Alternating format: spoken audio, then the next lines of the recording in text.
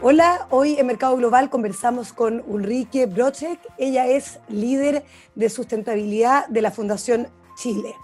Es químico ambiental de la Universidad de Chile y ha estado muy presente en la discusión sobre la escasez que hay en Chile, la escasez de agua y los problemas que está viviendo nuestro país en relación al abastecimiento de agua y la urgencia por alcanzar una seguridad hídrica. Y ella también ha participado de la mesa de todo lo que son los escenarios hídricos que están intentando dialogar con distintas organizaciones de la población para alcanzar propuestas frente a este tema tan complejo y que año a año se vuelve más difícil aún. ¿Qué tal, Ulrike? Hola, Paula, ¿cómo estás? Muchas gracias por la invitación. Bueno, Muy bien. partamos por lo más básico, Ulrike, es saber por qué Chile está como está y qué es lo peor que ha hecho en nuestro país para que hoy día estemos enfrentando un escenario de escasez tan grave como el que vivimos hoy. Sí, la verdad es que estamos en una situación muy crítica. La sequía, ¿cierto?, que nos está llegando por efecto del cambio climático, ha hecho que tenemos un descenso significativo en los últimos 15 años, ya en las precipitaciones de agua, lluvia y de nieve. Tenemos también, eso se extiende además a lo largo de prácticamente todo el país. Si nosotros miramos, ocurre desde Antofagasta hasta Puerto Montt, que tenemos déficit de agua.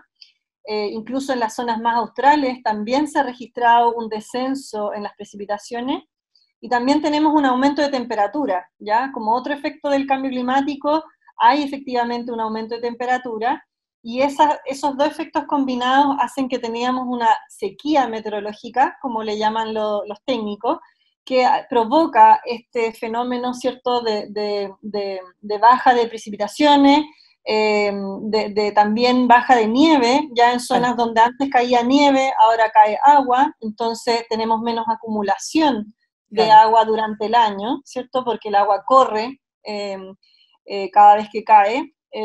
Y tenemos también otros efectos como eh, los desastres, hay aluviones, tenemos lluvias intensas, o sea, tenemos en el fondo menos lluvias, menos frecuencia, pero Claro. también cuando ocurren, ocurren de manera muy intensa. Ahora, más allá Y de los fenómenos naturales, Ulrike, de efectivamente esto que estamos como percibiendo, que es muy diferente, ¿cuál ha sido el error de Chile? ¿Ha tenido errores concretos para no haber acumulado lo suficiente o por haber establecido leyes que no eran las adecuadas?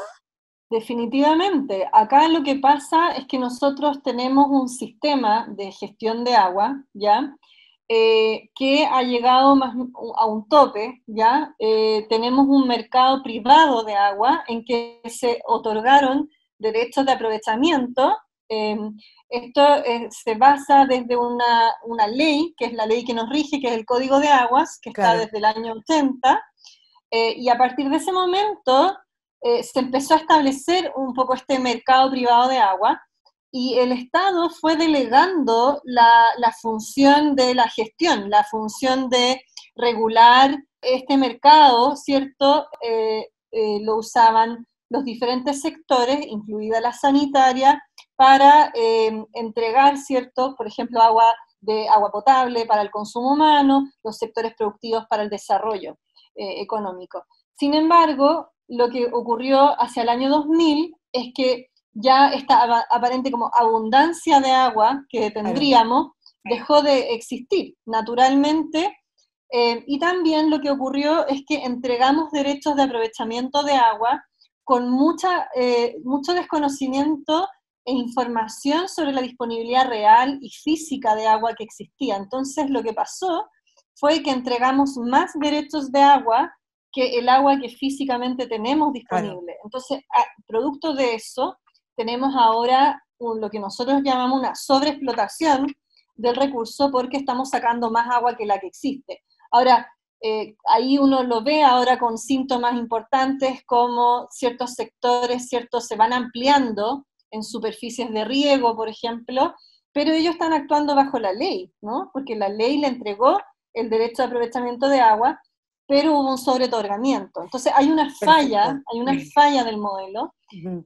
y el modelo quizás funciona cuando tenemos abundancia, pero como el agua es un recurso natural, como todo lo que hemos estado viendo ya, los recursos naturales son limitados. Y cuando ocurre la sobreexplotación, Ujú. y ahora además los efectos del cambio climático que están alterando importante en nuestro país, ¿cierto?, el funcionamiento, esto hace crisis, ¿ya? Esto hace crisis, y lo que necesitamos entonces es un nuevo modelo de desarrollo, un nuevo sistema de gestión de agua, y yo creo que la falta o el error que hemos cometido es no ir progresivamente actualizando ese sistema de gestión para que vaya incorporando esto que es muy dinámico y que se necesita ir revisitando permanentemente Claro. para el desarrollo. Ahora, siempre se ha dicho si es que efectivamente hay una dicotomía en Chile respecto a que el agua como bien nacional de uso público estaría contrarrestado con la privatización. Entonces, saber si esto también ocurre en otros países, Ulrike, o cómo lo hacen, por ejemplo, en países como Israel, que al parecer han tenido un buen uso. ¿También se hace de esta manera, entregando como derechos de uso de agua al mundo privado? Mira, existen diferentes modelos. Hay modelos que son modelos más públicos, donde el agua es del Estado y el Estado regula la distribución, y hay otros modelos que van hacia lo más privado, ¿ya?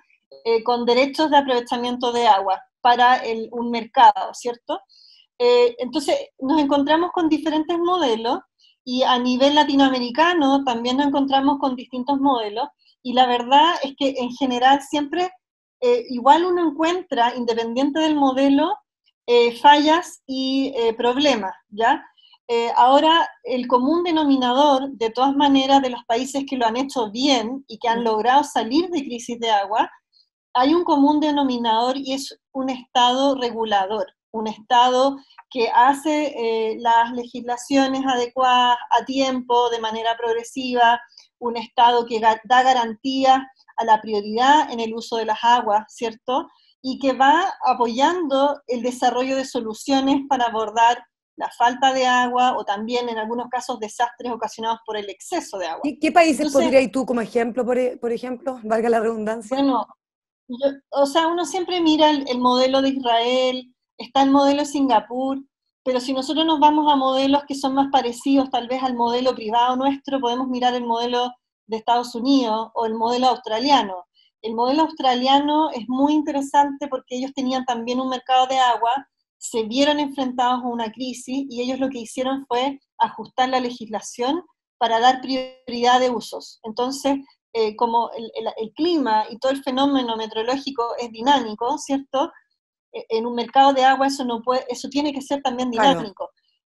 Pero nunca se puede perder de vista el bien de uso público del agua, que es para el consumo humano y el medio ambiente, ¿cierto? Entonces lo Ujú. que Australia hizo fue priorizar el uso del agua para el consumo humano, para el medio ambiente, y el volumen de agua restante entra a este mercado de agua y es en el fondo distribuido proporcionalmente según los derechos que existen. Ese modelo es muy interesante. Australia se parece climáticamente mucho a A Chile, nosotros, claro. y en este mercado nosotros podríamos avanzar ahí en esa dirección, por ejemplo. Bueno, de hecho, Enrique, en los antiguos códigos de agua en Chile existía el tema de las prioridades para el otorgamiento de derechos de agua. Si competían, por ejemplo, dos solicitudes distintas, siempre se priorizaba el más urgente, el que era más necesario para la población, en los antiguos códigos, en los dos últimos al menos. Eso, entonces, en tu opinión, sería fundamental para ir solucionando este problema que, al parecer, llega incluso a la falta de abastecimiento para uso humano. Claro, o sea, en Chile, por ejemplo, no existe una prioridad de uso, y yo creo que ahí el Congreso tiene una tarea por delante y tenemos que avanzar rápidamente en esta discusión, ¿no? La priorización de los usos. Y eso tiene que ser algo fundamental, que va por sobre el bien privado, porque en el fondo no, el bien público del agua nunca se puede perder, ¿no? Nosotros Ujú, ujú. necesitamos el consumo humano y necesitamos los ecosistemas, porque los ecosistemas son parte del ciclo del agua que nos entrega el recurso. Entonces, si nosotros degradamos, por ejemplo, la infraestructura natural que tenemos, que son los ríos, los glaciares, las aguas subterráneas, ¿cierto? Los humedales, nos vamos a quedar sin el recurso y ninguna tecnología del mundo, ni la desalación, ni el trasvase, es capaz de imitar tan perfectamente la naturaleza como esta infraestructura natural que tenemos. Entonces, las legislaciones tienen que dar garantías a los usos y a las priorizaciones de uso, y hoy día eso legalmente digamos, hay varias discusiones al respecto, pero en la práctica no existe la prioridad de uso, y eso lo necesitamos avanzar rápido, y ahí tenemos un código, una reforma al código que lleva 9 años y que todavía no sale, ¿Por qué, y ese es el Ulrike? problema que tenemos. ¿Pero mucha presión económica, las distintas industrias peleándose por esto? Obvio, o sea, esto genera preocupación, ¿cierto? Si tú tienes un mercado y todo un desarrollo productivo importante que se ha generado a nivel país, hay cierta preocupación de que un cambio muy importante puede afectar. Sin embargo, lo que se tiene que entender es que esto es algo para todos y es para un bien superior de desarrollo país, porque finalmente, si nosotros seguimos en la trayectoria que estamos ahora, vamos por un camino negativo donde estamos agotando las reservas de agua, y eso es muy importante señalarlo. Nosotros estamos sosteniendo la actividad productiva actual no con el agua que corre, sino que con el agua que está en las napas subterráneas, que son nuestras Claro, reservas. claro. Entonces, si nosotros seguimos en esa trayectoria, vamos a ir agotando estas reservas, y el sector productivo que tiene este sistema no va a poder seguir operando. Entonces, aquí es una combinación de acciones conjuntas que se tienen que acordar para poder avanzar, y hay que destrabar. Yo creo que esto ha sido muy ideológico, y este tema no puede ser ideológico, tiene que ser visto como un desarrollo país, un proyecto de desarrollo Claro. país, y así Ujú. es como se tiene que avanzar. O sea, ideológico en el sentido de la discusión del derecho a la propiedad, ¿no es cierto? En que efectivamente se entregaron ciertos derechos hace algún tiempo y que esos derechos, si se quieren quitar, de alguna manera habría que expropiarlos. Ahora, mi pregunta va por el lado de, ¿qué pasa con los derechos de agua que no se usan? ¿Esos derechos de agua tendrían en tu visión que ser quitados per se porque no se usan y fueron entregados en su momento cuando teníamos un panorama distinto? Claro, o sea, ahí hay un tema. Nosotros tenemos un pago de patente por no uso, Claro. ¿ya? O sea, por el agua que no se usa, nosotros vamos pagando, quienes tienen el derecho, que no lo usan, tienen que pagar una patente por no uso, ¿cierto? Pero eso es un desincentivo muy grande, digamos, en el fondo, porque para un uso eficiente, porque entonces yo uso el agua para no tener que pagar la patente por no uso. Entonces, un poco al revés. En otras partes, en otros países, es exactamente al revés. Entonces, todos los derechos de agua que hoy día están ahí solamente están generando especulación dentro de Ujú. un mercado, se están transando, pero la preocupación es que físicamente además esa agua no está. Entonces, si se transa en un mercado el derecho, el riesgo que yo tengo es que yo compro el derecho de agua y después voy al terreno y en realidad hago el pozo y no hay agua. Entonces, eh, aquí la especulación no puede ocurrir, ¿ya? Y ahí es importante mencionar que Chile es un país donde no hay una buena regulación, no hay una fiscalización adecuada, la fiscalización no está funcionando bien. Nosotros de trabajo territorial hemos levantado Ujú. la falta de intervención del Estado en una buena regulación y en dar garantías al uso del agua, y eso es algo que se tiene que ir avanzando y mejorando. Entonces, el Estado aquí delegó todo este tema y tiene que retomarlo y mandatarlo de manera muy importante, como lo han hecho los países que han estado en crisis y que han salido de estas crisis de agua. Como por ejemplo, Australia, tú decías. Como por ejemplo Australia. Australia hoy Ya. día tiene un mecanismo que funciona, nosotros podemos aprender de ellos, eh, tienen además instalado ya la gobernanza a nivel de las cuencas, que es un tema muy importante. Yo creo que en Chile en general y en el trabajo que nosotros estamos haciendo en escenarios hídricos, hay muchos acuerdos y hay muchos consensos para poder avanzar. Entonces tenemos que dar ese paso, eh, salir de estas preocupaciones y de estos temas ideológicos y dar claros avances, porque de lo contrario no vamos a poder sostener lo que está ocurriendo, y la crisis del agua puede llegar a ser aún peor cuando agotemos la reserva de agua que tenemos en los acuíferos, Y ahí Claro. vale la pena, creo, mencionar que países hermanos nuestros como Perú, como Brasil, están mucho más avanzados que nosotros. En Perú hace 10 años ya avanzaron hacia la gestión en las cuencas, en los territorios, la gobernanza, que es básicamente reunir a todos los actores y trabajar en conjunto en cada uno de los territorios. Y Brasil lleva 20 años en ese camino y ya ha Claro. trabajado en el desarrollo de consejos de cuenca. Y nosotros hemos tenido varias reuniones y talleres y en realidad existe un consenso amplio de avanzar hacia allá. La pregunta es, ¿por qué no estamos logrando avanzar? Y ahí es donde tenemos que destrabar. Y ahí, en el fondo, dos cosas. Uno, tú sientes que el mundo político está coartado, digamos, por estas presiones de las distintas voces de los distintos mundos empresariales. Ese es como la gran traba. Sí, yo creo que aquí hay trabas, ¿ya? Y hay que reconocerlas y ponerlas sobre la mesa, ¿ya? Porque no, si tenemos grandes acuerdos en general y la mayoría, ¿ya? No podemos trabarnos por estos temores que existen. Entonces, necesitamos realmente dar tranquilidad, dar seguridad, con un plan hídrico serio, robusto, hecho por personas y equipos de trabajos técnicos también, y Claro. necesitamos el liderazgo político, necesitamos el liderazgo político para avanzar en esos acuerdos. Yo creo que eso es lo que no hemos tenido. O sea, tiene que generarse una voluntad a nivel del gobierno para avanzar y desplegarse en las regiones y trabajar técnicamente con robustez, con seriedad y con los equipos, con las universidades, con los Claro. especialistas, los expertos, Bueno, dicen y así que, poder ir generando los acuerdos. claro, dicen que este es un tema que estuvo muy en la mesa, que se entrampó, que de alguna manera hoy día estamos enfrentando la pandemia, pero de todas maneras es el tema que se viene junto con el tema medioambiental.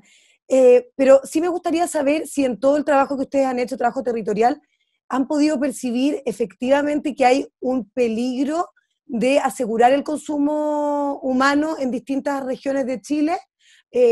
Dicen que los problemas principales están en el norte, en la zona de Atacama y Coquimbo.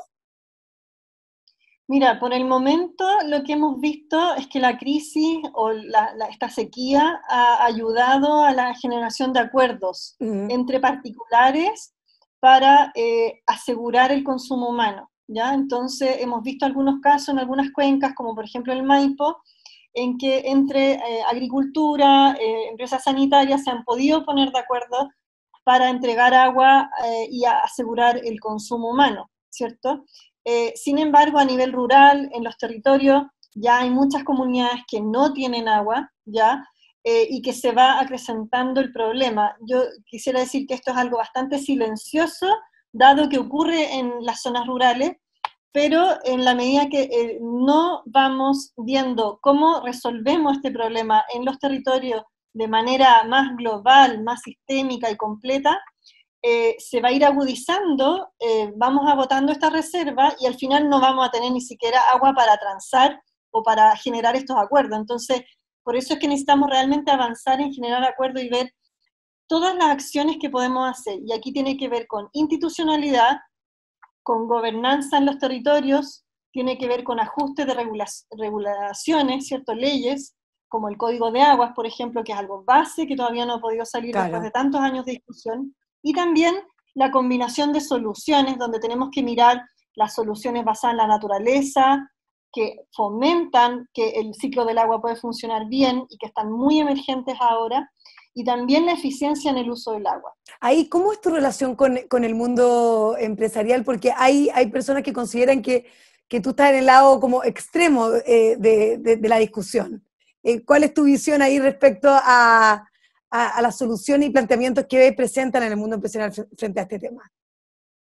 Mira, la verdad es que la Fundación Chile tenemos un espacio muy privilegiado en que no tenemos ningún interés dentro de este tema, ¿no? Nosotros no Mm, perseguimos un interés en ujú. particular, solamente nuestra misión es el desarrollo del país eh, y mejorar el desarrollo productivo para que sea sustentable, porque la sustentabilidad es la base para un desarrollo futuro, mirando todo el contexto del cambio climático y lo que está pasando. Entonces, realmente no tenemos una posición, y nosotros somos bastante neutrales en eso. Entonces yo no me considero que estoy en un extremo. Nosotros como equipo hemos mirado técnicamente este trabajo. Aquí hay robustez detrás de datos, de análisis metodológico, conjunto con las universidades, y nosotros estamos invitando a todos los sectores a co-construir, y yo creo que la co-construcción aquí es la base. Yo creo que ha faltado espacios de colaboración y de construcción conjunta. Siempre se ha hecho de manera más individual entre los sectores, y eso yo creo que es lo que ha generado el conflicto o la falta de comunicación incluso. Entonces, estamos entregando este espacio para la colaboración, y nosotros con todos los sectores, incluso con los sectores productivos que tú mencionas, tenemos grandes acuerdos. Entonces yo soy muy optimista de que vamos a poder avanzar, que vamos a poder generar propuestas muy valiosas para la toma de decisiones y que van a poder hacer evolucionar y mejorar el sistema de gestión que tenemos en el agua y que necesita esta modernización, y donde estamos incorporando desde la Fundación Chile un fuerte componente también de innovación, porque aquí se requiere toda la creatividad para buscar nuevos modelos de desarrollo con la reactivación sostenible, ¿cierto? Y pensando en un desarrollo futuro verde. En un momento súper crítico. Ulrike, 1.000.000 de gracias por la conversación. Recuerden que pueden ver esta entrevista en los podcasts de Tele13 Radio, en nuestro Instagram TV, en Facebook, en YouTube y en toda nuestra plataforma. Muchas gracias. Muchísimas gracias por la invitación, Paula. Chao.